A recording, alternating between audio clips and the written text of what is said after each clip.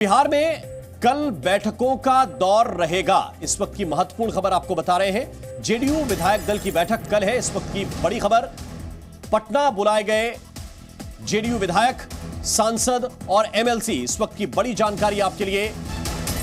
BJP राज्य कार्यकारिणी की बैठक भी कल होने जा रही है। बिहार प्रभारी विनोद तावड़े इसमें शामिल होंगे। तो कल बैठकों का दिन है। सिर्फ जेडीयू की नहीं, बैठक बीजेपी की भी है और आरजेडी ने भी पटना में एक बड़ी बैठक बुला ली है। सभी विधायकों और एमएलसी को पटना बुला लिया गया है। इस वक्त की बड़ी खबर आपको बता रहे हैं। तो तीन खबरें एक साथ आपके लिए। एक तरफ जेडीयू ने बैठक बुलाई है, दूसरी तरफ आरजेडी ने बैठक बुलाई है और इन सबके बीच भारतीय जनता पार्टी भी कल बैठक करने जा रही है। और ये तीनों बैठकें एक ही मुद्दे पर केंद्रित होने वाली हैं और वो है नीतीश कुमार का रुख। नीतीश कुमार का रुख क्या होगा, पार्टी के साथ डिस्कस करेंगे नीतीश कुमार। जेडीयू की बैठक होगी। लालू प्रसाद यादव, तेजस्वी यादव इस बात को डिस्कस करेंगे कि अगर नीतीश कुमार का निर्णय यह है तो उनका अगला कदम क्या होना चाहिए। और बीजेपी की जो बैठक है उसमें भी बहुत सारी चीजें तय होने जा रही हैं। तो दिल्ली में आज बिहार पर बीजेपी की बैठक, अमित शाह और जेपी नड्डा ने इस पर चर्चा की है। इस वक्त की बड़ी खबर आपको बता रहे हैं। बिहार के मौजूदा हालात पर चर्चा हुई है। दिल्ली में कल भी बैठक हुई थी, दिल्ली में आज भी बैठक हुई है। और ये जो बैठक हुई है उसमें बीजेपी ने चर्चा की है बिहार को लेकर। अमित शाह और जेपी नड्डा ने चर्चा की है। बिहार के मौजूदा हालात पर चर्चा हुई है। भविष्य में किस तरह के कदम होने चाहिए उसको लेकर चर्चा हुई है। और ज्यादा जानकारी के साथ रविंद्र कुमार और प्रशांत झा हमारे साथ जुड़ रहे हैं। प्रशांत लगातार पटना की हलचल पर नजर बनाए हुए हैं और दिल्ली से अपडेट लगातार रविंद्र कुमार हमारे साथ साझा कर रहे हैं। रविंद्र, पहला सवाल आपसे ही, क्योंकि यह बैठक जिसमें जेपी नड्डा, अमित शाह कल भी बैठे थे, आज भी बैठे हैं, चर्चा इस बात को लेकर हो रही है कि भूमिका क्या होनी चाहिए बीजेपी की। डिप्टी सीएम को लेकर चर्चा चल रही थी कि 2 डिप्टी सीएम होने चाहिए, लेकिन पहला फोकस क्या लोकसभा चुनाव है? देखिए, जो बैठक हुई उसमें विनोद तावड़े भी थे, जो कल सुबह में यहाँ दिल्ली से पटना जा रहे हैं। और विधायक दल की जो बैठक होगी, बीजेपी कार्य समिति की जो एक्सटेंडेड कार्य समिति की जो बैठक है, उसमें भी आला कमान का जो संदेश होगा वो सभी नेताओं को सुनाएंगे, बताएंगे और उनसे राय मशविरा करेंगे। आज जो बैठक हुई उसमें एक तरह से फाइनल वर्कआउट किया गया है, चाहे अमित शाह, जेपी नड्डा, विनोद तावड़े और दूसरे नेता जो मौजूद थे। इसके अलावा चिराग पासवान और पशुपति पारस को किस तरह के सम्मानजनक स्थिति बरकरार रहे नए घटक दल के साथ जो वहाँ पर गठबंधन बढ़ रहा है, उस पर सभी नेताओं के बीच में आपसी चर्चा हुई। लेकिन मोटे तौर पर यही जो जानकारी मिल रही है कि बीजेपी अब मन बना ली है नीतीश कुमार के साथ जाने के लिए, लेकिन कुछ शर्तों के साथ।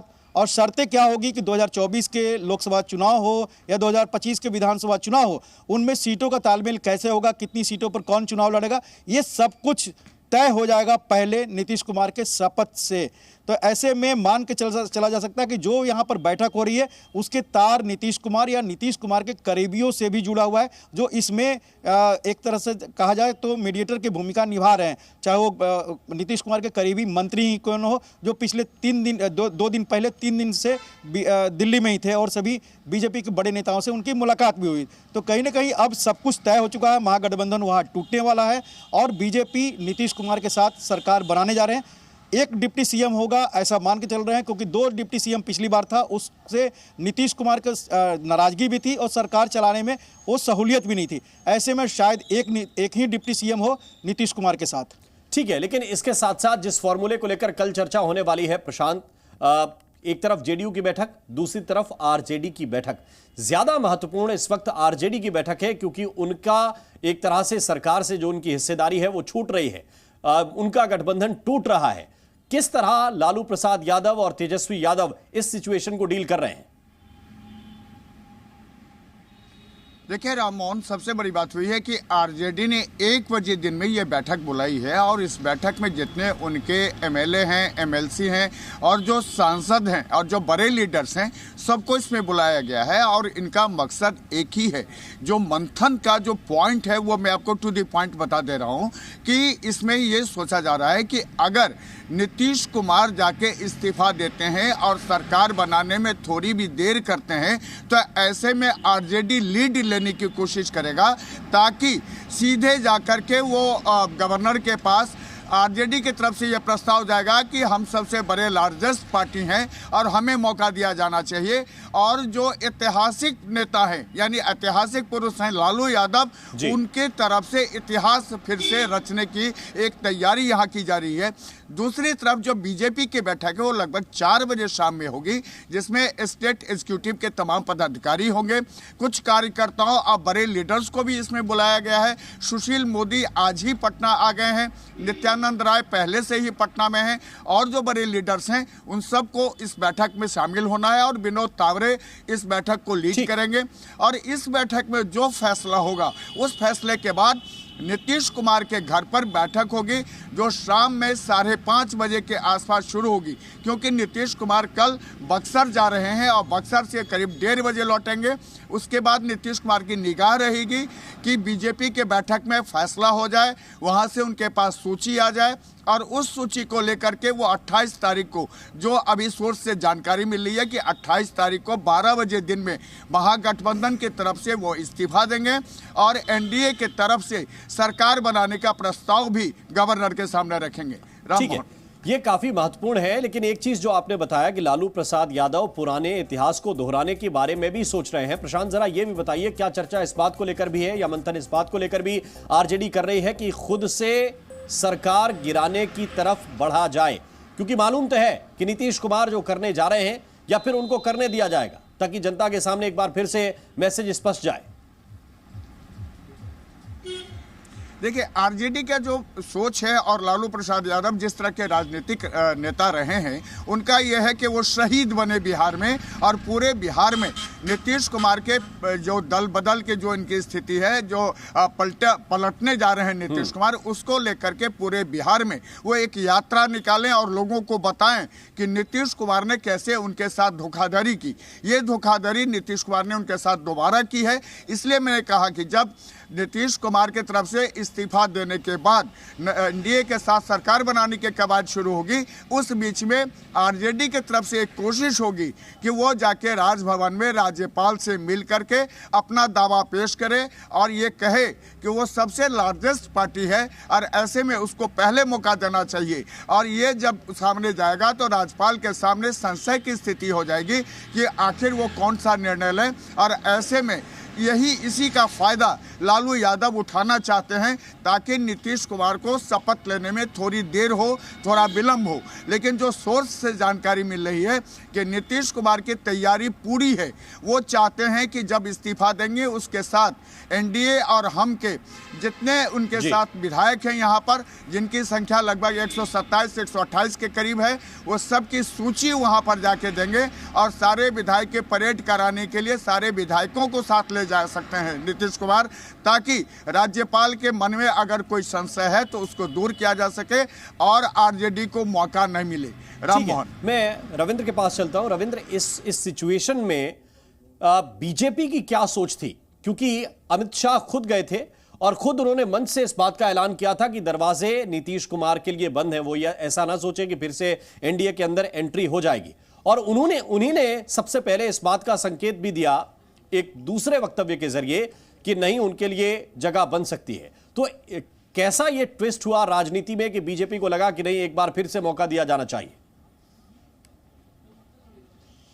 देखिए, बीजेपी के नेताओं का मानना है कि 2024 के लोकसभा चुनाव में उसके पास अगर 320, 325 सीटें आती है, जो उनका आकलन है कि ये अभी के हालात में इतनी सीटें आ ही रही है, ऐसे में 2, 4, 10, 5 सीटें बिहार से कम भी हो जाएगी तो उनके सेहत पर कोई फर्क नहीं पड़ता, पहली बात।